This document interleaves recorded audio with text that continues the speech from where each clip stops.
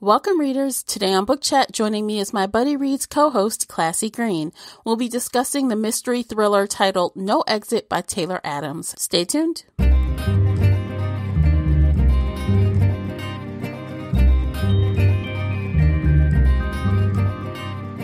I'm your host, Tamara Ford, and thank you for downloading this week's Buddy Reads, featured here on the Shelf Addiction Podcast. Every week we get bookish with book discussions, 5-minute shelf bites, interviews, and more. If this is your first time with us and you're wondering what is a Buddy Read, this feature is where co-host Classy and I select a standalone title that's interesting to both of us. Then we come together and have a candid conversation about the book or audiobook. So grab a glass of wine, a cocktail, a cup of tea or coffee, whatever it is, grab your drink of choice and settle in for this fun discussion. As always with book chats, there's a spoiler alert in effect, so you've been warned. Don't miss out on our adaptation fantasy casting for No Exit toward the end of the episode. If you enjoy this episode, please support the podcast by sharing it with one book nerd friend or on your favorite social media space. That will really help me out and I appreciate it. You can find both Classy and myself on Instagram and Twitter. If you read the book and you would like to contribute to the conversation, be sure to join the Shelf Addiction official Facebook group and talk about the book with us there, as well as other bookish topics. I hope to hear your thoughts on this discussion. The links for everything I've mentioned are below in the show notes. Okay, guys, we've got a lot to cover today, so we're going to jump right on in. Joining me is the Buddy Reads co-host, Classy Green. Welcome back, Classy. Hi, Tamara. Thanks for having me. I am so glad to return for another Buddy Read. So let's jump into No Exit. That's what we're here to talk about today. So Classy will do the honors of giving us a real quick overview before we jump into the discussion. Okay, Classy. All right. College student Darby Thorne gets caught in a fierce blizzard in the mountains of Colorado as she tries to see her dying mother. The roads are closed, which forces her to wait out the storm at the next remote highway rest stop. Inside the rest stop, she comes across 4 strangers. She asks for a charger for her iPhone, because lo and behold, she left that back at her college dorm, and asks if they are getting a cell phone signal because she has none. One of them tells her, hey, if you go out to one of these statues outside, you'll get a faint signal. She goes out there. On her way back to the building, after not getting a signal, she sees a pale white hand in the back of one of the vans that is in the parking lot. Yeah. And this hand belongs to a young girl who is locked in a dog kennel. Oh, gosh. So her thoughts are one of these strangers is a kidnapper, and now she has to figure out who it is. Dun, dun, dun. Dun, dun, dun. Yeah. That's how I felt. Yeah, that was good. Because it's a thriller, and I guess it's kind of a mystery, but I feel like, to me, there was no question who did it. Not really. There was a little twist at the end as far as additional, people that were involved, but it didn't surprise me at all as the thing started coming out. What do you think? I mean, we know, okay, so let's go through the characters real fast. So the girl that Classy first mentioned, her name is Darby. Then we have these other main characters, Ashley, which is like the hot guy who is at the station. Then we have Lars, who is this creepy, weird looking kid who has like issues. He looks wrong. Yeah, well, he looks mousy. I think that's the description throughout the book, right? Well, he did not speak, right? He barely spoke. Right. And he did look mousy, and Darby could clearly tell something was off with him, and she instantly had bad vibes about him instantly. Right. There was never a question in her mind that he wasn't involved. So, and then there's Sandy, a woman that's there with her cousin Ed. And, Sandy is, I don't know, she's an odd character. Yeah. She wants to be, I guess, a good Christian and all of that, but she's got some other things going on. And her alcoholic veterinarian cousin, Ed. Right. And, of course, the kid, Jay Bird, who is in the car. or in the truck, rather.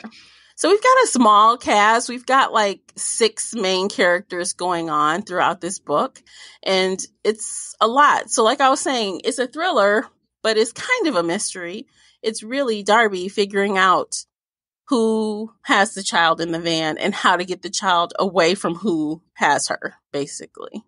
And I thought also she was trying to figure out what were they going to do with Jaybird. So I guess too that was a slight mystery, or because she knew she was being kidnapped, but what did they want with her? Now, to me, I almost thought it didn't matter what they were going to do with her. No. To me, I understood that she kind of wanted to know, because as she was dealing with these guys, as far as, I guess trying to decide how to deal with them, she wanted to know what they were going to do. But in my mind, the way she was thinking about handling them, it didn't matter what they did. Right, because the end result is, I need to dispose of you because you're harming. Mm-hmm. Your whole goal is to harm this child, regardless of what action you're going to take. So, but yeah, and harm us, because she knows they have a gun. She knew that pretty quickly that they had a gun. Right. And then later she found out that they had another weapon that she didn't know right away, but she knew about the gun right away. Right. But the mystery part was probably so minute. I thought more thriller, and then I read some reviews where some people even thought this was more horror, and I'm like, horror? I mean, I get it though. Yeah, I mean, there were some gory parts, but I don't know. Yeah, it was creepy. It got creepy. I like how you said creepy, because in my mind, horror can totally creep me out without being bloodthirsty. Yeah. I agree. So like I think about the ghost stories and stuff. Like those you're going to be creeped the hell out, even though you're not literally seeing people being stabbed 20 times, all those things. Yeah. So, yeah. Although there was some violence in this book. Ooh.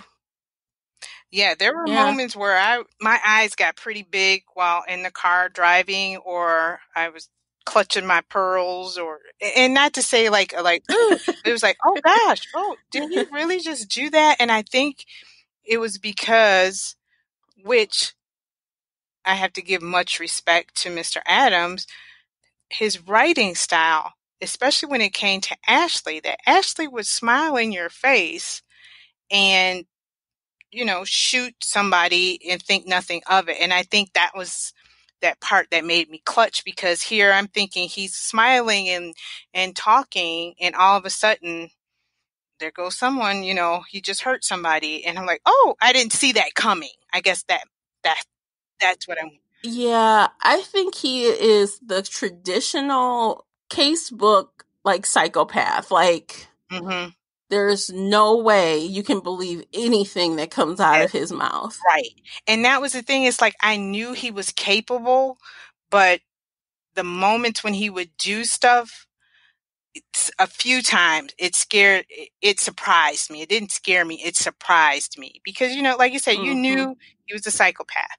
You knew he'd say, oh no, I won't do that, and turn around and do it anyway.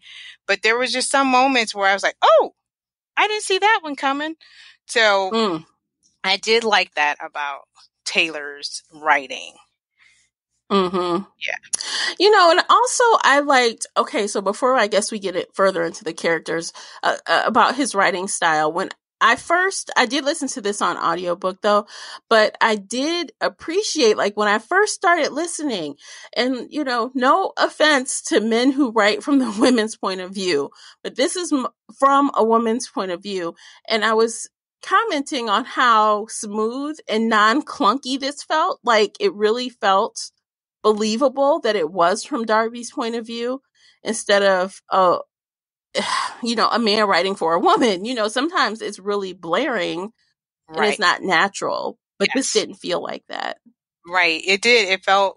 You felt her being, I mean, from the opening scene, when she says, forget you, was it Bing Crosby, her driving, and it felt like a young college student who's rushing to meet her mom. I mean, everything from the tumultuous relationship she had with her mom, those little conversations, those little bits and pieces that he threw in there, they were the transition. It was seamless. I never felt like he went outside of, or as you were saying, the big clunkiness of some stories that we've read. Well, I Mm-hmm. won't I won't say on this podcast, but just in our regular reading, when you're writing, I think we did do one where I said I didn't care that much for a writer who wrote about women or wrote from a woman's point of view, and I felt like it wasn't genuine, or Yeah. what it didn't feel, like you were saying, normal, or it just wasn't. But this right here, Mm-hmm.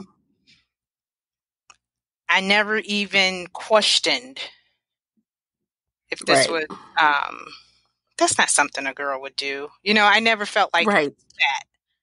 If anything, Right. I think he made the women in this story, especially the protagonist in Jaybird, very badass. And I think Oh that might yeah. be, yeah. And I think like some of the reviews I read, oh, no young girl in college would ever do something like that. But if you think about Yes, it, you would. right, when you're put in the situation that this young Yeah. girl is in, and especially, and I'm not going to get too far ahead, but especially at that end part, I'm like, it's no holds bar, baby. So, okay, think about it this way, guys. Like, this is a very unique situation. So, this is why I believe it's believable. Her phone is not working. It's not like she can call for help. She tried, it didn't work. She doesn't really know who she can trust, but obviously, what kid, even a late teenager, early 20s, what person would see a child in a dog kennel and leave them Right. and just say, well, not my problem? Yeah. Nobody. I don't know anybody that would. No. So the lengths that she went through in this book, while she did, like, and that's the thing that made it more believable to me, is she was not hurt. She was very hurt throughout Oh, this book. She was getting, jumping through windows. She was getting knocked in the head. She was getting, she was getting it. she's getting She's getting her choked butt out kicked with by the these plastic guys. Yeah, bag. getting choked out. Yeah. Right. So her brain, her ability to think faster than they could, is what saved her, really. Right. Right. Because see, they thought, that she was just this little young, innocent girl, college student, but she was her backstory, she wasn't that innocent. She was a little troublemaker. She stole her mom's Yeah, she car. was. She was a smart ass. So I mean, he didn't give us a whole lot, but just those two comments that I just made just let me know that she was resourceful. She had done some Mm-hmm. things where um she did some sneaking out. She did some figuring out okay, so how I'm gonna get back in here without anybody knowing. So I believe they were believable. I don't care. That's just my thoughts. Yeah. And I agree with you because even how she found Jaybird, she used the skill from when she was stealing a vehicle. So she knew how to get the door unlocked. An average person wouldn't know how to do that. If I needed to get in the car and I didn't have a key, I wouldn't know what to do besides break the window. right, But because she had that skill already, she had that skill set, it made it believable that she could do right, it. she had to do it quietly because Right. it was snowed in, so most noises, and she was fearful that they possibly had an alarm, or well, even if she opened the door, the alarm would have went off. But she was trying to be as quiet as she could, or not draw as much attention to herself as much as she could. She didn't know any of these people, so at that Exactly. point, she didn't know who owned what car in the parking lot, because I mean, this is basically right at the beginning of the story. So Yeah. she didn't know names. She didn't know. All she knew was it the truck or the van had been there. The truck, one of them had been there the longest, according to the snow that was packed on the vehicle. That was all, so it was a nice, and I would say it was a nice whodunit, even though we kind of knew who done it, but I don't know. This is such a different story, and I enjoyed it. Yeah. I was so happy. We haven't had a good story for me, in a long time on our buddy reads. Yeah, I agree. I really, really like Darby's character. I mean, just to kind of piggyback on her a little bit, like, I feel like she was really a complex character. She was a little bit, like I said, she was quick thinking, but sometimes she might have been a little impulsive. Right. But she never gave up. No. And even when she wanted to, she was like, okay, get your life, girl. Get your life together. We have to figure this out. She They did. were going to kill everybody. Right. She had to talk herself, she had to talk herself out of giving up, or she would have to remember what her mom told her. And I think that was her inspiration, because, her and her mother had a tumultuous relationship, and here she's trying to get to her mom, to see her, or, tell her whatever before she passes away. And she has all these obstacles in her way, and she made a lot of mistakes. And like you said, she did things before thinking, but that resilience turned out for the good for her. Yeah, she made some mistakes, but I think she kind of learned from those early mistakes. Like, okay, I remember when I did that. I can't do that this next time. So yeah. Yeah. She's a great character. And I also really liked, I did like Jaybird's character. So let's talk about that little girl for a minute. She is the little girl in the back, and she's like 7 or 8 years old. And when Darby finds her, she's in a dog kennel. She's sick. I mean, there's like smell of like pee, and there's like burgers everywhere, like wrappers. It's just a disgusting situation. Right. And vomit, and the vomit. Yeah. And she's not even scared. Like, she's talking to her like a reasonable person. Right. Like, okay, look. Like, I'm not really in this kennel, but yeah, this is my home. I've been sitting here. I've been here for a while. Yeah. She's very articulate. And I think a lot of kids would be crying too hard to figure out, or too in shock to even figure out what to say. But she was on top of it. Like, this is, even though she couldn't say, this is my full address, she was able to say, oh, I live here. Right. And it's by this. And I don't know how long we've been traveling, but, they took me. She's able to. Right. Yeah. And I think, too, she may have learned, because she didn't she have a scar on her hand from somebody? Yeah, she got a yellow card. Right, she got a yellow card. So she had a scar on her hand, which, is that, I forget what they call that, not learned behavior, but she learned, okay, then I need to be calm, or I need to do what they say, or, she knew that she could only do so much. And she also knew she wasn't sure if she could trust Darby. So she's like you said, she's observant, because she knew Lars was gassy, that he ate too much ranch. But you know what? I think she did know that she couldn't trust him, because I don't know if you remember, but at one point she told Darby, you shouldn't have said that to him, because he does not. He's going to get upset. He does not forget. So she was observant. So she watched and realized that she saw that relationship between Lars and, oh gosh, I don't know if I should mention that, because we haven't gotten into them. We're talking about Jaybird, because I was about to get ahead of myself with the other characters. But yeah, Jaybird was very observant, and she was a sickly child. We found out that she had Addison disease. Was it Addison's, or something with her adrenal? Yeah. And but Darby didn't know that until later, but I think that also may have contributed to her character as being mature, articulate, because with that disease, you're always with doctors, you're always with adults, you're probably not that much with your peers.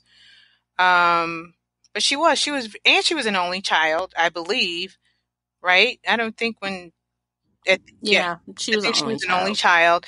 So she was very mature for her age, and I think a lot of people didn't see her character as being believable. And as a mother of 3 children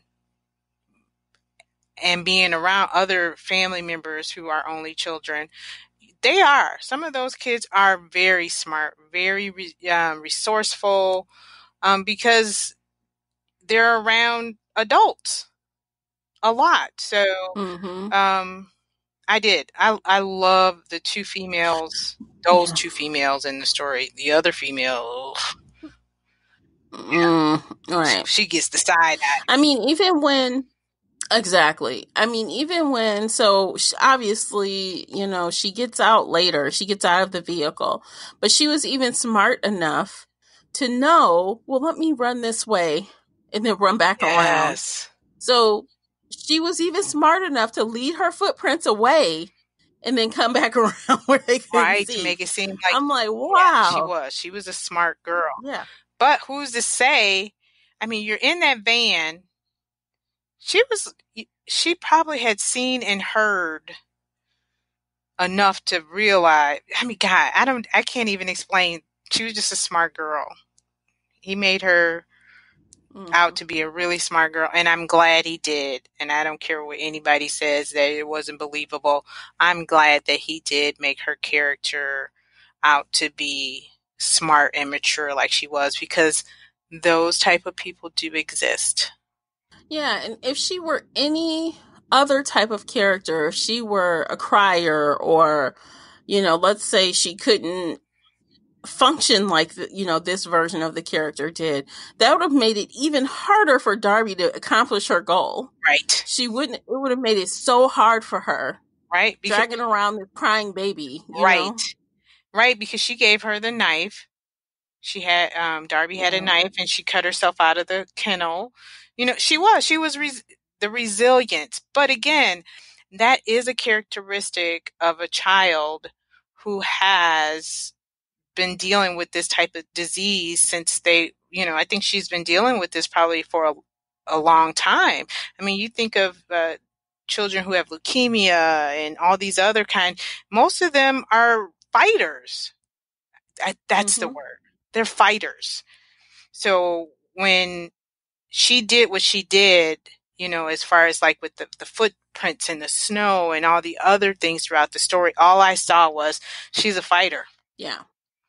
I mean, she's almost at a point where I don't have nothing to lose, or all I have is to keep going forward, and whatever happens, happens. Yeah. And I think that's probably even with adults, I think, who have these kind of conditions, they're living life to the fullest, and whatever happens, happens, but I'm going out fighting. I'm not, I'm not surrendering. I mean, honestly, from the little girl's point of view, she didn't have anything to lose on two fronts. One, she's sitting in that kennel. She's probably heard them discussing what they're going to do with her. Yes. Right. So she already probably knows what her fate is. Even though she might not understand it 100%, she knows nothing good. Right. Number two, she knows she has not had her medicine. Mm-hmm. And she knows what could happen, because you best to believe with that type of disease, the child is informed, right? She knows what happens if she doesn't take it. Mm-hmm. So she's got nothing to lose. It's like, I'm going to get out of here and maybe live, or I'm going to die. So you really don't have a choice. Right. I'm going to die trying. Right. Yes. Yeah. Yeah. So yeah, I did, like you said, these two characters were great. I loved them. Mm-hmm. So we're going to move on to the strangers. Move on. So yeah, let's move on to them. Yeah. Who do we want to start with? Who did she run across first? Ashley? Okay, so she met Ashley. Well, she saw Ashley first, because remember when she walked in the door she saw him, and then I think she saw somebody coming out of the bathroom. She saw Ed coming out of the bathroom. So she knew there were two guys in front of her. And then she turned around and heard Lars behind her. That's right. Right. And then after that, then Sandy, after she heard a noise sometime later, she realized, when Sandy came out, oh, there was a woman in the bathroom too. And that setup right there, again, was creepy as hell. Yeah. Because you come to a rest stop, the roads are closed, and you don't know these people, and I don't know, it just made the hairs on the back of my neck stand up.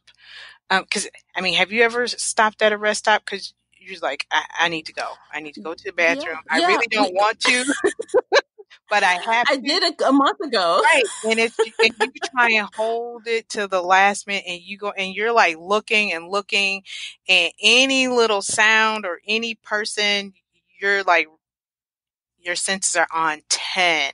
So I can imagine, in front of you, you can see people, but you're hearing all these other sounds, and it's like, what is going on? And it's like, but I've never been to a rest stop where it was partially abandoned, or every time I've been, like the last time I was actually on a trip, to my niece's graduation, but there were like 30 people there. yeah. There were a lot of cars. So I think if I came across a rest stop in that type of situation where there were only a handful of cars and it was dark and I'm moving on. I don't know what I'd do. Yeah. I think I'd just have to go like in the woods or something before I went in there, because they could overpower you. Yeah. And it doesn't help when you read thrillers and suspense novels. Everybody's a perp, or watch true crime. Right. Everybody's a perp. Everybody, I'm just afraid. And then, when I started. But see, that is why you'll never see us on Channel 4 or 7 or whatever, because we're not the dummies going in there with 2 men, 3 men by yourself. We're not doing it. Nope. No signal either. Yeah. Mm-mm. Right. When I was listening to this book, all I could think of, and I don't know if you remember this, is Michael Jordan's dad, when he stopped at that rest stop to take a nap, and was killed by those two. Do you remember that story? No. Michael Jordan, the basketball player, his father was murdered. I don't know if he was murdered at the rest stop, but that's what happened. He was sleepy after a drive or something, and he stopped at a rest stop to take a nap. And I believe these two men, basically robbed him, or woke him up and robbed him, and took him to a remote location and killed him. But yeah, so I always fear, because they always say, oh, take a rest at the rest stop. That's the story that is in my mind. And now we have this story. So my rest stops are safe if you're with someone. I think. Right. I think it's safer if you're not alone. No, I think my rest stop will be a gas station. Not to like sidetrack the story, but I was watching a couple of people that like do the whole van living on YouTube and stuff, just out of curiosity. And just so you know, if you need to stop and rest somewhere, you can go to a Walmart parking lot or a Meijer parking lot. Any store that's open 24 hours, and just sit by, you can park up under the light if you want. You don't have to go to a rest stop. Yeah, and I have seen campers and different things like that parked in the, in the very back of one of those places. So, okay, that's good to know. No. But still, those, yeah, still safety, people, safety first. Anyway, all right. So so she saw, like you said, Ashley. So we'll go into Ashley. Okay, Ashley he is. I kind of knew something was wrong with him from the beginning. And the problem I had with Darby not considering Ashley initially was because of how he looked. Yep. I'm like, why are you because she saw Lars and he looks creepy, right?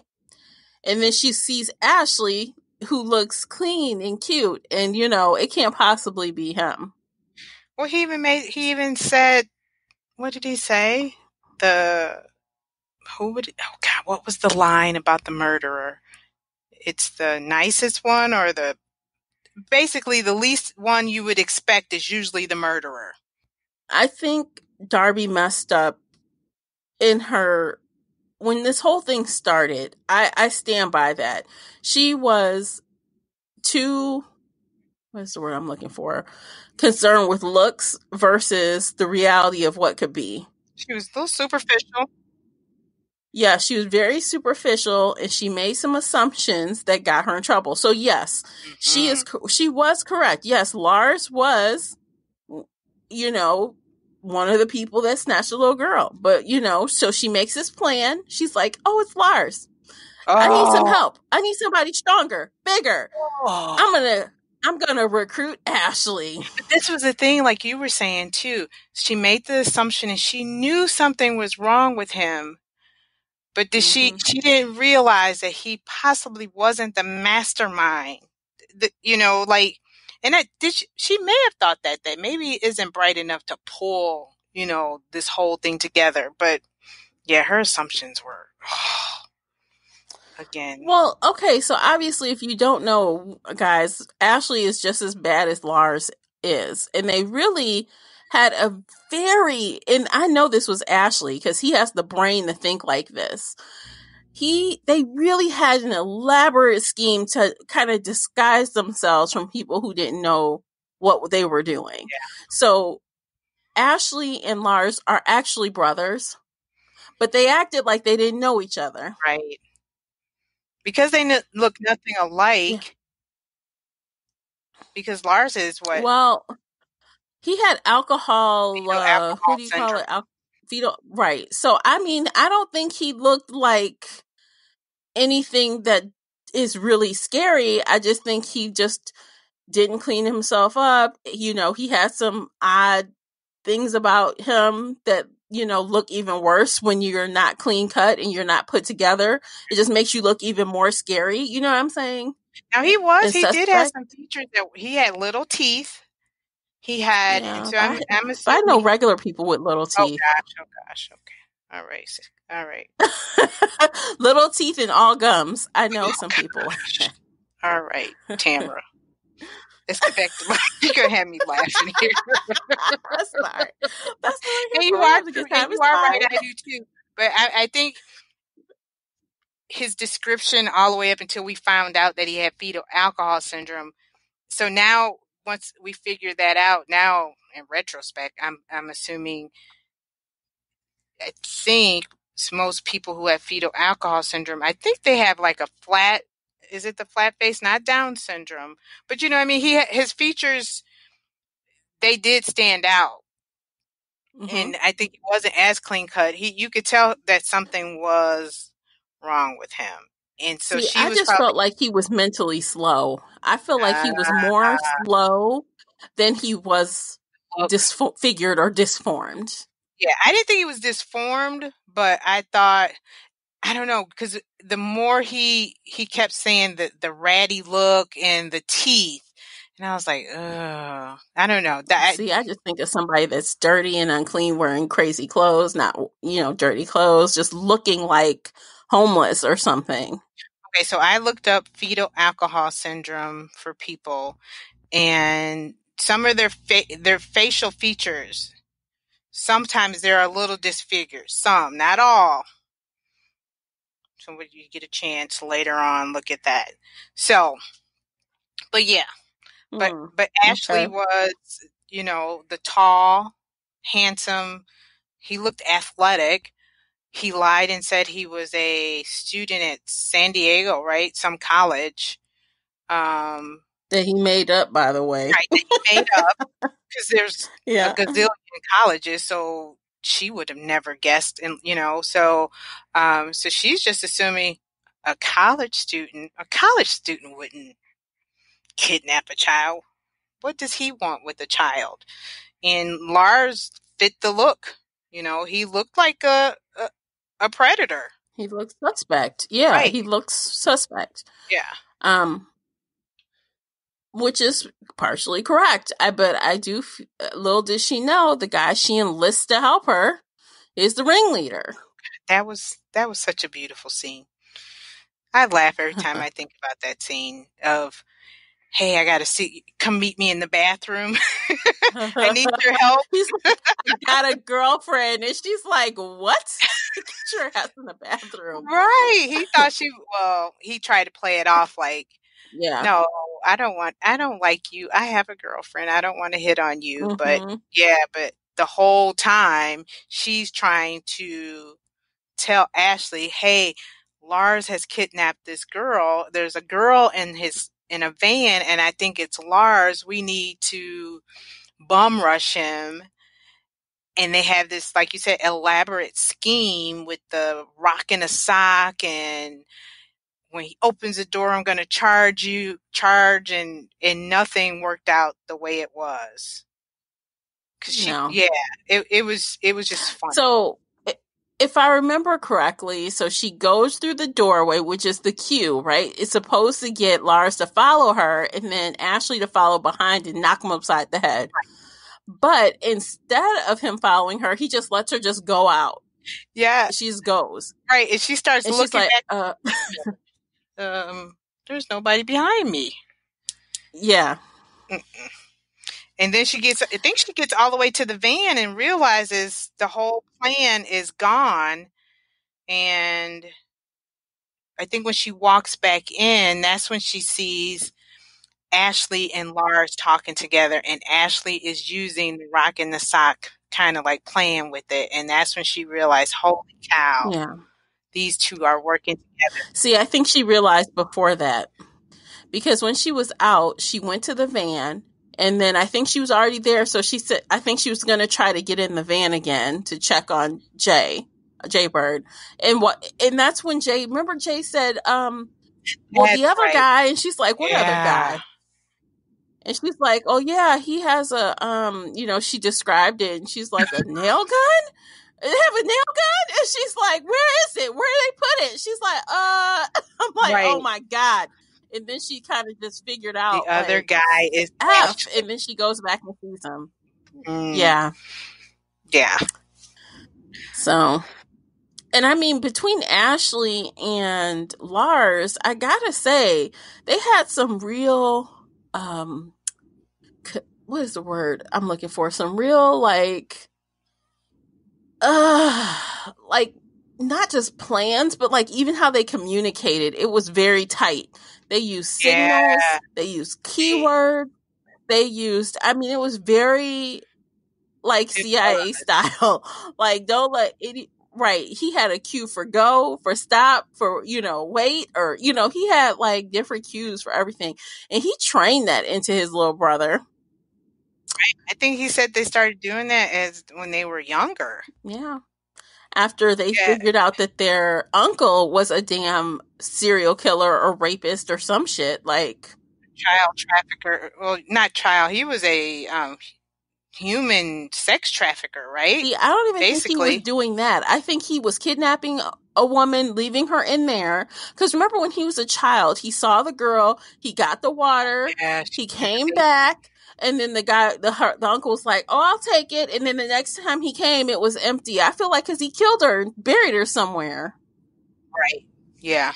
Because he got discovered. Or she only can live for so long.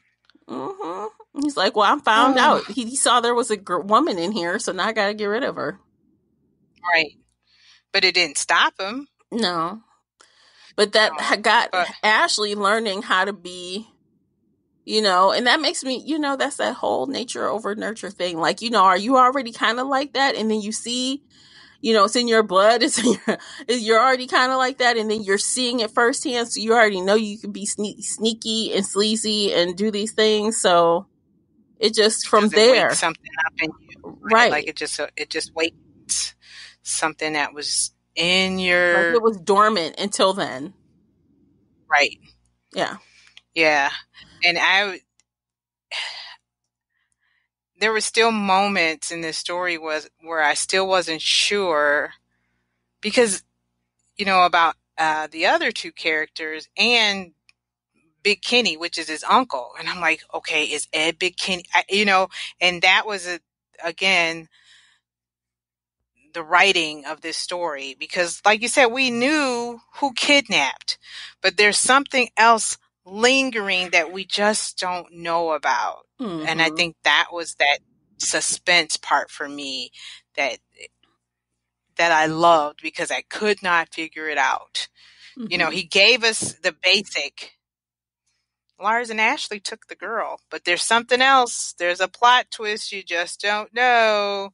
So yeah. Yeah. And so what do you think about the time that it took to get that final reveal about um Sandy? Because on one hand, I did feel like it went fast, but at some point, I distinctly remembering, like, come on, what is it? Like, come on, like, I remember kind Yeah. of feeling a little bit of agitation because I Yeah. knew something was coming, but it was just taking so long to get there in that moment.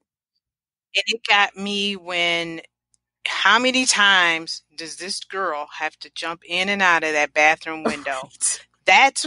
That's when it was like, okay, this is just way too many times. Yeah. I felt like I was living 51st dates with her going out of that from the movie.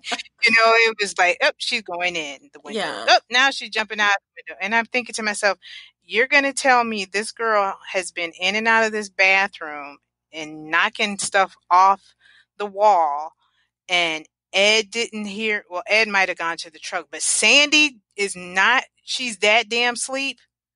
So, Mm-hmm. that she can't hear anything. So yeah, I think that was that moment, that struggle and that fight, where he put the bag over her head and she got away. And it was just like, I mean, it was good, but it was to a point where it's like, just tell me now what is going on.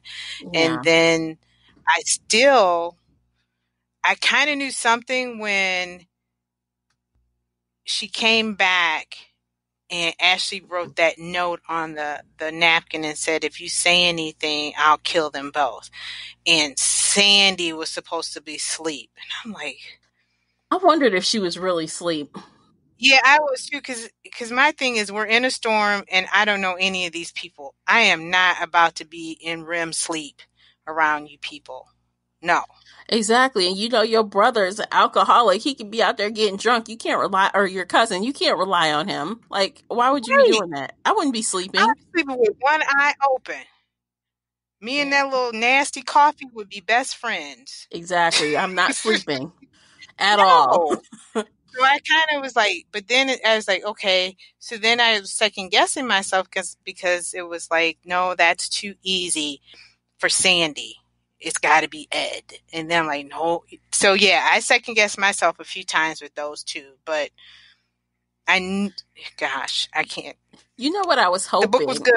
I was hoping that Sandy was faking sleep and that she would wake, like she would give her a look, like I heard that or something, and help her. But that is Right. not what happened. No. That's what I was hoping too, that she would kind of give her that look like, I got you, girl. Yeah. But it wasn't, yeah, not at Mm-mm. all. Miss Mm-mm. Church girl. Don't curse, Ed. I Don't know. curse. See, something here. I don't like something here. And then you go off, and then okay, so let's talk about her role. Let's just move on and talk about her. So Okay. Sandy is a part of this whole thing. So she was the girl's bus driver, and again, Jaybird, like she's smart. Like she's told, Darby, you can't trust them. Don't trust them. And eventually Darby gets out of her. And I'm like, why? Why? And of course the girl Right. takes her sweet time, and eventually she gets her, she's like, what is it? Just tell me. And eventually she says, well, she kind of looks like a bus driver. And she's like, what? Like, Right. That took a oh, long time. She's yeah, done like how many other things? They kept peeking out of the window. And I think that was another moment. They're peeking out of the window. I'm like, but you never got back to Jaybird, and why not to trust these people? right. You're setting up an ambush, but Jaybird said don't trust him. Like, Right. Like, you got to figure out why she would say that. Like, up until now, she has not been ridiculous with anything. So if she's saying that, there's a reason, and you should probably find out what it is. Right. Before you start on this venture, the same way you started with Ashley. She's about to repeat the same mistake again. Yeah. Mm-hmm. Yeah. But yeah, Sandy is come to find out, was her bus driver. Mm-hmm. And which is a plot hole that I still have not figured out, or I don't think anyone has. How did Sandy kidnap her, or Sandy gave Lars and Ashley the information on how to get Jay? Right. They were looking for somebody that they could ransom or something like that. And Sandy was like, oh, I know this kid's rich. Right, because she would drop her off at this house. They knew, right. But I think the plot hole that I had, it was like, how did Sandy meet up with these two knuckleheads? How did she come across these two? But that's not really important, I guess, in the end of the story. But so Sandy was a partner in this kidnap ransom, but she just thought that they were going to kidnap the girl and ask for ransom. Mm-hmm. And come to find out that was not Lars and Ashley's plan.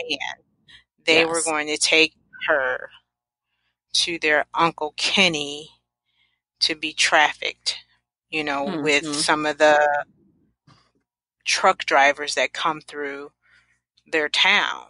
And Ed, come to find out, had nothing to do with it.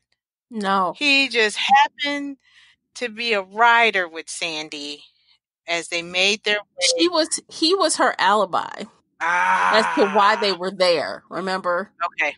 Yeah. They were on their way to a family reunion. But even Ashley was just like, why did you bring him? Because he wasn't a part of the plan. I guess she made her own plan, right? Or was she? I don't think Ashley knew that Ed was coming, right? Right, he didn't, because I think when he told him, oh gosh, yeah. But you're right. In the end of things, he was an alibi. Right, because she needed to explain what she was doing there. Should she get caught there, or should they get caught there? Right. Because I think the plan was to, again, act like they didn't know each other.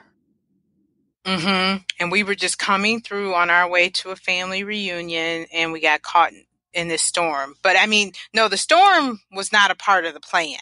Right. Let's get that right. Because that was not a Darby would have never came across them if it wasn't for the storm. The storm was the perfect thing that stopped them from going further, because their plan was to, let's meet. Sandy would hand off the medicine that would keep her going, and then they would be on their way. Right. She had the key to the storage unit that had the girl's medicine. Right. Right. Yeah. But their plot was spoiled. It was spoiled.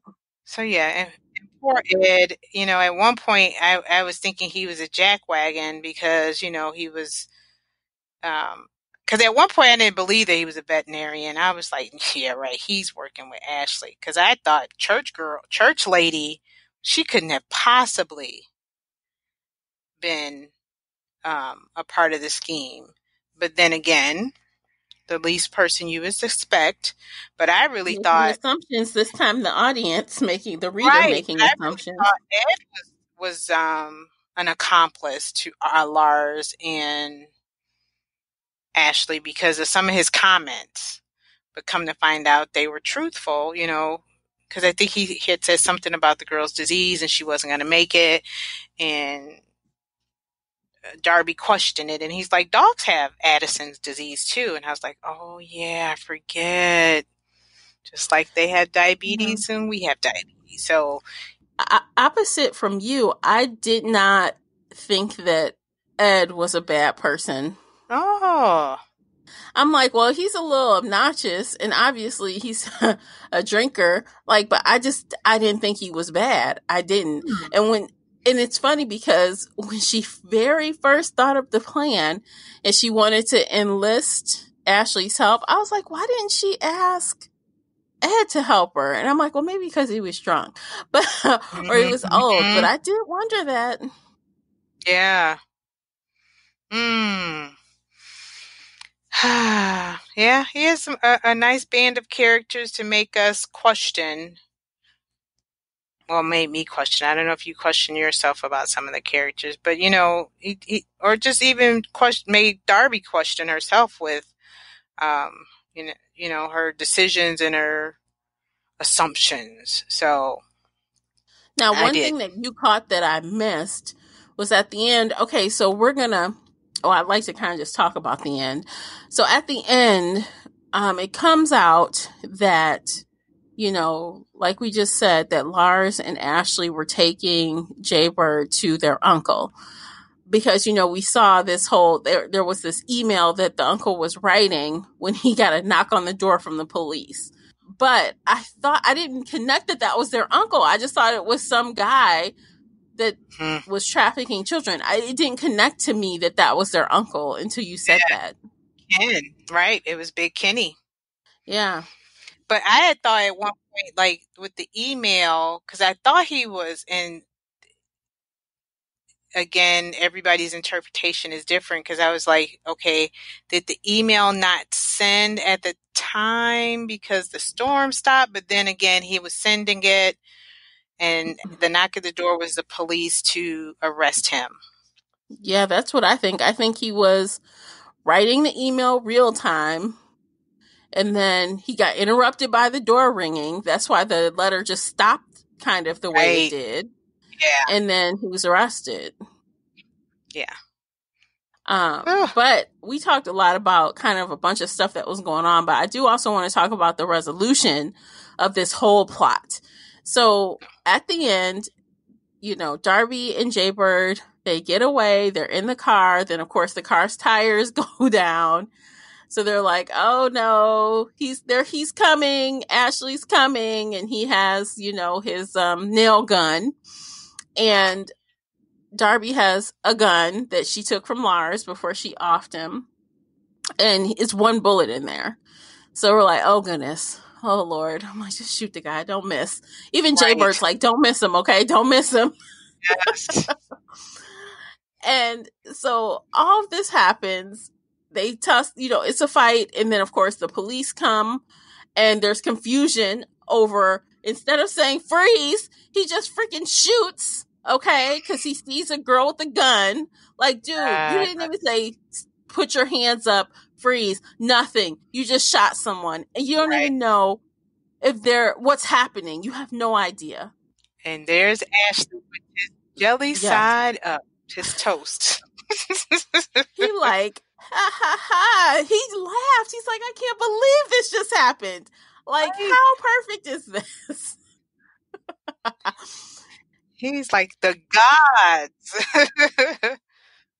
And so of course he takes out that officer with his, nail gun because, this dummy shot the wrong person. So, so all of that. And then of course there's gunshot at the end. And then is she dead? Okay. So at first I thought that in the end, Darby died. And then I replayed the end because the very, very end, there's a section where Jaybird and her parents go to Darby's hometown and they go to a cemetery. And it seems like they're walking alone, but they're not. So at the end there, they said they're kind of standing there waiting while someone is shading, a tombstone. And then the father says, you take as long as you want. She's like, oh no, I'm done. And that's when I figured Darby lived. Darby lived because he said, we need to see her again to, say something, to say something that money can't do. So that's why after listening to it 3 times, I'm like, oh, Darby's alive. And she just shaded her mother's tombstone. Cause that was her hobby. So she'd take like like parchment paper or something, and she would shade it with charcoal over the tombstone to get the information off the tombstone onto the sheet of paper. Right. So at the end, that's what she had. She had that. And then J. Bart asked her a question about, oh, what did you, something about her relationship with her mother. And she said, oh, I was wrong, or something, like it wasn't complicated after all. Right. So I'm like, wow, that really confused me for a minute, where I had to listen like 3 or 4 times. Did you have to do that at the very end? I did. Because at first I was thinking, is she talking to, because when people go to the grave, they talk to the people as if they're like, hey, how you doing? Or you know how people are at gravesides. And that's what I thought had happened at first, that Jaybird was having a conversation to Darby and to her grave, basically. But then I questioned myself several times, because I'm like, why is she asking about her mother? But then I went on Taylor Adams' website, and he made a statement that said, oh, he did, about the ending. He said, did Darby die or not? He said, on that note, heroes don't always survive to the last page. I hope you enjoy. And I'm like, that does not help me, Mr. Adams. No, Not I at don't all. like that. Because I guess he wants us to interpret it how we want to. Right. But my interpretation was that she lived. Right. And I could see how you could interpret that she died. But then I feel, and at first I'm like, but if she died, who is she talking to? And this book had no paranormal things. So now we're talking to ghosts? Well, that don't make any sense. I thought the same way. And then I figured that she did live, and the family's gift to Darby, because, was, and I don't know, at first I was like, so did they provide her with a burial for the mom? Because the mom didn't have any money. I don't think they had any money. So I'm not sure. It was just so many, the ending was left up to the reader. I mean, but yeah. I mean, even in her final scene, Darby was kind of talking to like her mother, or dreaming or thinking about her mother. So then I'm like, well, maybe her mother is going to just like keep her alive, right? Until they come. Or like the idea of her mother, or something. It kind of turned real spiritual right at the end. I'm like, right, because she was like dreaming, and she said, count to 5 or breathe. And it's okay. I got you. The monsters won't get you anymore. So, yeah. Yeah, and I think that's what at first made me think she was dead. But I really think she's alive. I do. I feel like she was unconscious. I feel like she definitely fainted and was unconscious because she was losing blood. Right. But I feel like maybe the cold saved her. Sometimes the cold will save you. Yep, it sure will. And I know, like you said, we're almost an hour in, and listeners, there was so much in between what we talked about that was very interesting. And if you want to read this, please go back, because, that climax part where they're fighting to the end, Ashley and Darby, and that fight between Ashley and Darby and Jay and Ashley, all that was phenomenal. And we didn't talk about it, and it's a lot to talk about, but it brought something to the book for me. Yeah, there was a lot we didn't cover. It was like those fights. Yeah, there was a lot. I mean, he attacked her tons of times, and she fought through those elements. I mean, she's out there in Chucks. She didn't dress accordingly because, I mean, for one, she thought she was just going to make a quick run up there to see her mom. So she didn't have boots. She didn't have probably a heavy coat. She didn't have none of those things. So, yeah. So those are a lot of pieces that add a nice element to this story. Yeah, for sure. So, okay. So we both listened on audiobook, right? You did too? I did. Okay. So I think what we're going to do now, we're going to take a quick break, And when we return, we're going to talk about the audiobook narrator. We're going to give our rating and maybe a recommendation as to who should read this book. And last but not least, we are going to do our no exit movie fantasy casting. So come right back. Hey everyone, I'm Lily. And I'm Britt. And we're the co-hosts of Lady Shit with Lily and Britt. We talk about anything and everything related to being women today. Like how much it sucks when people ask when you're going to have a baby. Or how much we love Michelle Obama. And is there a right way to do self-care? As doctoral students, we're occasionally smart, putting in a little bit of research into every topic we cover. But mostly, we're just ridiculous. As the guy who sold us our podcast equipment said, you're the kind of smart where you really have to dig. If we sound like your cup of tea or glass of wine, new episodes of Lady Shit come out every second Tuesday. You can check us out on Apple Podcasts, Stitcher, Google Play, and Podbean. Oh, and when you're searching, make sure Lady Shit is one word. Yeah, and you have to substitute the I for an exclamation point. Why did we make this so hard to find? I guess the guy at the store was right. Okay, so the narrator for this audiobook is Sarah Naughton, and the publisher is Brilliance Audio. So what did you think about the narrator, Classy? I liked her. I think she did really well with everyone's voice, from male to female. I could tell the difference when the characters came in, her intonation. She put feeling into, the characters. I could feel like the anxiety and the nervousness of Ashley when, it got to the heightened points of when she discovered who Ashley was, or did I mix that up? Darby. When Darby, figured out who Ashley was in the fight, and the cleverness in the voice of Ashley was very, I thought, on point, because you could almost see him with a sinister grin on his face as he's talking, so I enjoyed her. I thought she did a phenomenal job with all 6 characters and more, because you had the other smaller characters. So I enjoyed her.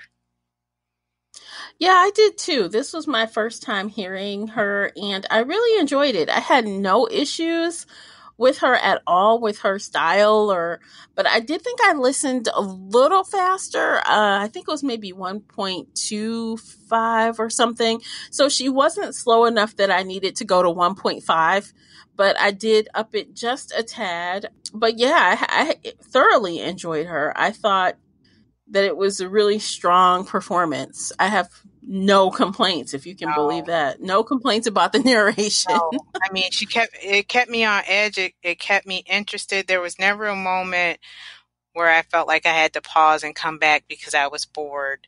I think I texted you at one time and said, I don't want to get out the car because I didn't. I took my headphones inside work, to work, and every little moment I could get, I was trying to listen, because I was like, what's happening next? I just want to know. So, yeah, she did a great job.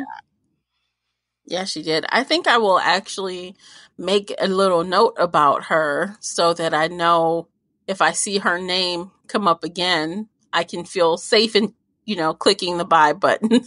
Right. That you're going to get a good read or narration. Okay, so let's rate this thing. Let's rate it. Classy, you go ahead and go first. You do the honors. I gave it a 4 out of 5. A strong 4. There were a few things that I, didn't like, but there were more things that I liked that I disliked from this book. It was suspenseful. Like we discussed earlier, he did lay out, clearly who took Jaybird, but there was just some other whodunits in this story, and the twists were phenomenal. I didn't figure it out. So I think that's when I can't figure it out, that's a plus in the book for me. So 4 stars. Yes. Wonderful.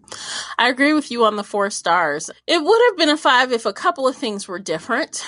So I think my biggest thing that stopped me from giving the 5 is, like I said, at some point it just felt like it was, the story slowed down to like molasses at one point. I'm like, come on.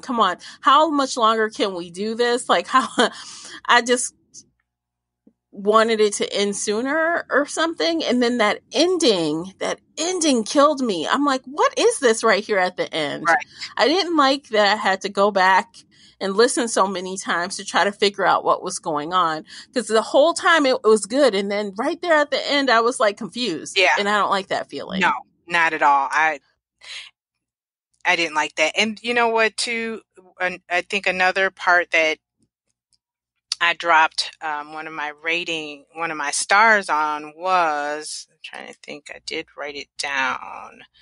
There was one part where the story was told from, well, most of the story was told from Darby's point of view, but every once in a while, and I think it was like towards the end or in the middle, we started hearing from Ashley, and I'm like, what the? Yeah. It was like, it just popped in. Right. And I was like, what is that? This isn't Darby's, point of view. And that, the first time it happened was when we went back to his childhood and figured out what happened when they were kids. That was the first time he showed up from his point of view. And I was like, oh, if it wasn't consistent. So that was, another part that I didn't care for. But other than that, like I said, there were more likes than dislikes. Yeah, and I agree. I don't even think we needed it, honestly. Like, I don't need to feel any kind of empathy toward a child abductor who was going to sell this kid. I don't really care what you went through as a child because you're a horrible person. And I understand that you have to take responsibility for your actions as an adult.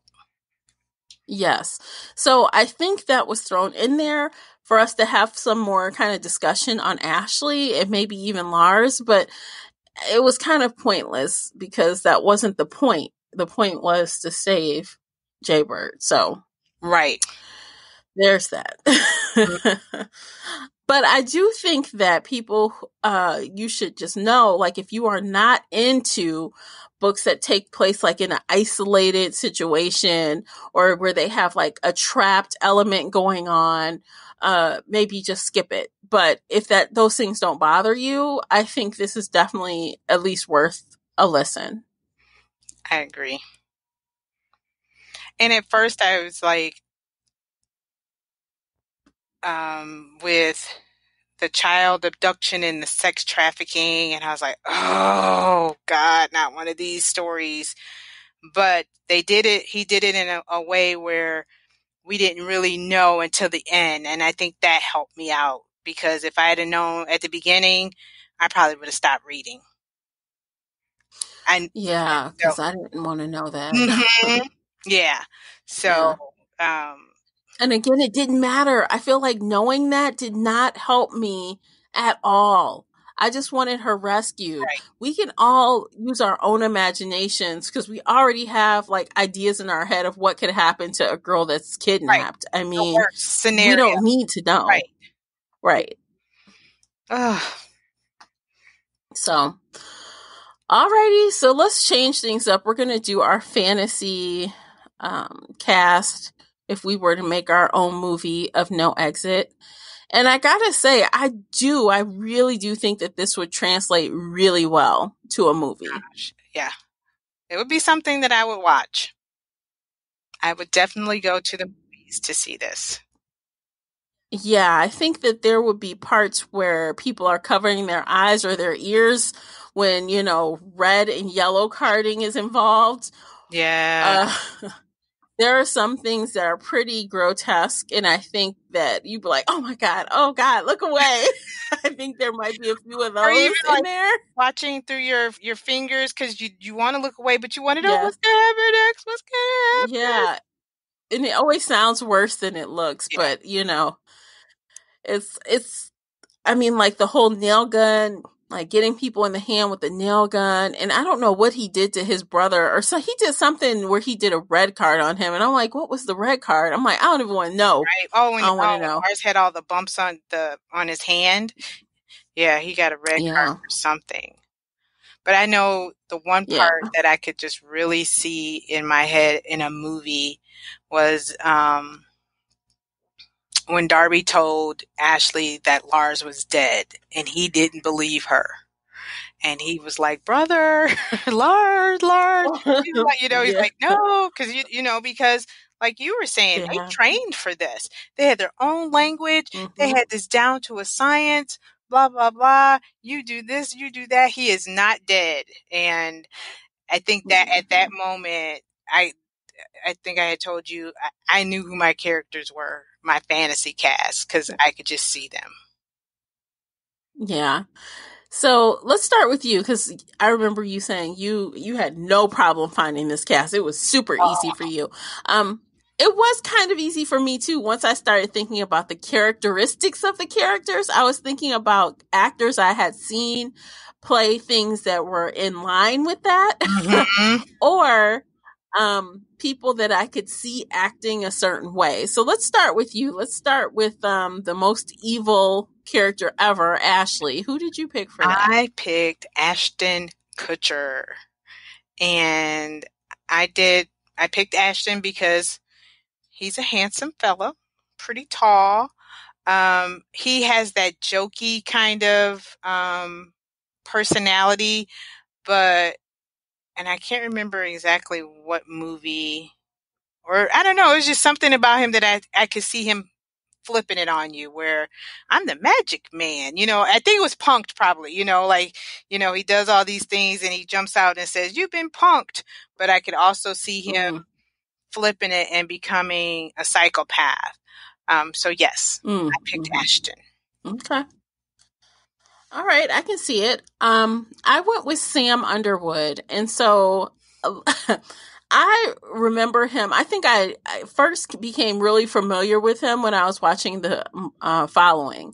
He played a set of twins, and he was so creepy on that show. And he came back into my memory when I was watching Dynasty. He plays Adam Carrington on Dynasty this season, and he is so devious. He is so devious. He will smile in their face and then plot behind their back and like make them look like they're like gaslighting people. It's like, oh my God, this is him. This is that character. Yeah. And he's cute, but he also has this face that looks like if he wants to just drop his, like he could just drop his expression and look really scary. Right. Yeah. And I mean, and that was the looks he had in the Following. I can see his face so clear from the Following. He was so believable. So believable. Like, you sure you're not crazy? Right. Dude? You sure you're not crazy? You play it too well. Yeah. All right, so who's next? Who are we going to pick next? Next up is Darby. I picked Emma Stone. I see Emma, and I picked her because all I could think of was Spider-Man, and Easy A, because those were some of the movies that she starred in, and I could see where she was, the little young college student, feisty fighter. So yeah, I don't know. She was my pick. I like her. Yeah, I like her. I like it. Okay, so for Darby, I picked Valerie Curry. So you guys might not know her by name, but if you can remember, okay, so it's funny. She too was in The Following. She played Emma Hill in The Following, but that is not where I remember her from. After I looked up Sam Underwood, I'm like, oh yeah, they were in that together. But what was primarily in my mind when I was thinking of her were two recent things that she's done. Well, not so much recent anymore, but she was in the Twilight Saga. She was one of the vampires there. And more recently, she was in the video game Detroit Become Human. She was one of the androids that was saving a child. So, yeah. So I'm like, oh, because I actually, while I didn't play Detroit, Become Human myself, I actually went through this phase where I was watching other people play it. So I'm like, oh, I really liked that android character. And I feel like, she just looks a certain way. She looks like she could be, a fighter. Underestimated. Right, because she's tiny. And she also looks like she could be a fighter. And she's small frame, and you would think you would underestimate her and be like, no, she can't do this and that. But yeah, I like your pick for I like both your picks. Oh, thank you. Okay, next up is Lars. And I think you nailed Lars, girl. I think you nailed him. This was the thing when I finished reading the book, and I was like, I know who Lars is, but I could not remember his name. But I could see him in a movie, and I'm like, what is this guy's name? And it drove me bananas. So I was like, just trying to remember. I picked DJ Qualls, Qualls. And where I remember him from is Hustle and Flow. He was Shelby. I think, was he like one of the music producers or something that was in the studio with Terrence? But anyway, that's who I remember him from. Just really skinny, greasy hair. That's, and like you were saying, Lars was a little disheveled, but he's tall and thin, and I could just see him being that character. Oh, I think he starred in Supernatural too, and I only watched a few episodes of Supernatural, but I do remember him in Supernatural as well. Yeah. And it's funny, when you sent his name over, I'm like, who the heck is that? But as soon as I typed it in, I'm like, oh, that guy, that's his name. I had no clue. I'm like, yeah. Yeah, that's a good pick, I think. But yeah, so I picked Daniel Radcliffe, and I know I might get some pushback on this one, but I really think that he can look really disheveled and a little bit sideways when he wants to. Yeah, he can. And I don't know if it's because he can. I think people, it throws you off because of those piercing blue eyes, but, oh no, you know who else I almost thought of was, what's the guy's name? Pattinson or whatever. The guy who I think they picked for Batman. I almost could see him, and maybe because it's just the pale skin. Oh, Robert Pattinson? Yeah, maybe because it's just the pale skin, but yeah, you're right with Daniel. He can look a little. They could do some. Yeah, like I remember how he was looking in Horns. I think it was called Horns or whatever. Yeah, you are right. Good. Yeah. Thanks. I agree. That's a good one. Yay. Yeah. Okay, so let's do Sandy. Who did you have there? I picked Melissa McCarthy. And I picked Melissa because I remember them saying Sandy was, a bigger woman. And the narrator from the Audible, her voice, was a little tinny. At points, it was like high pitched. No cursing. And all I could think of was Melissa, because Sandy, to me, there was a little comedy in her at first, when we didn't know that she was part of the plot. So I just thought, Melissa, I've seen Melissa do comedy, and you've seen her do serious stuff, because she just was even nominated for her role in Can You Ever Forgive Me? But she's done Bridesmaids, she's done The Heat, so I feel she's a good, character actress that could play both sides of the coin. Yeah, I like her. I love McCarthy. She's great. I think that was a solid pick. I kind of went away from like the plus size description, although depending on what year it is, my actress could have been considered plus size, I guess. And that's Leah Remini. Yeah. Mm-hmm. So it depends on how she looks this year. But I think she could do it because, like, I just imagine her yelling at somebody about the swear jar. Oh, yeah. If you think or Queens or the Queen of... Well, mm-hmm, right. Yeah, you're right. Kind of being that bus driver, you know, talking smack to Ashley, thinking that she's on top of it when really she isn't. I just could visualize Leah Remini playing that type of character. Yeah, that's another good pick. Just when you think you've picked them all really well, then somebody else picks something and you're like, you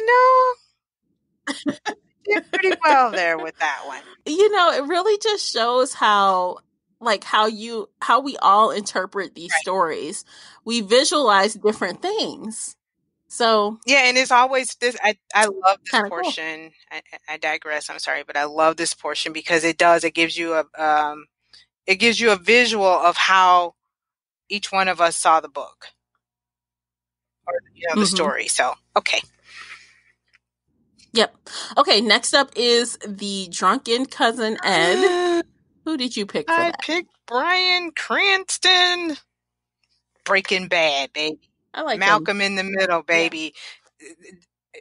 No other choice. He was my hands. Matter of fact, all my choices were the first ones, hands down. So, but yeah, Bryan was my immediately putting a drink in the toilet. Yeah, I think you nailed it there too. Yeah. Putting a bottle of whatever in the toilet tank. I was like, yeah, that's him. That's Bryan. Yeah, I think you nailed it. Like 100% nailed it on this character, on Bryan Cranston. Yeah, I totally agree with that. That was a really good pick. For me, I picked Ed Harris only because I feel like I've seen him be drunk in movies and stuff and be like belligerent and stuff. And so I feel like maybe that could just be him. Like, he looks a little shady, but he could just be an old man who's just drunk, I don't know. I just felt like for some reason he just popped in my head when I was trying to think of people that would fit the bill. So he was my first choice, and I can't think of anybody else besides who you picked, and I didn't think of who you picked. I know yeah, I'm not too sure either who else I could have picked, or for Ed. But good choices. Good choices. Thanks. Okay, so last but not least is Jay Bird. Who did you pick for that? I guess I got to take that back with my choices hands down. I picked Bella Lott as Jay Bird, and this one was a tough one because Jay Bird in the book is like 7 or 8 years old, and I'm not real familiar with any 7 or 8 year old actresses. And at one point, I almost wanted to go with a black actress, a younger actress, but I stuck to the story, and Bella has the really big eyes, the innocent. I mean, most child actresses have that innocent look, but she starred in the Vampire Diaries. She was the young Liv in the TV series, and she also starred in the series Star. So she was young Star, or little Star, Star when she was a younger character, but that's who I picked. So this one was a little tough because, we don't have like the Dakota Fannings and all those like we did back in, I hate saying back in the day, but I'm not familiar with any young actresses.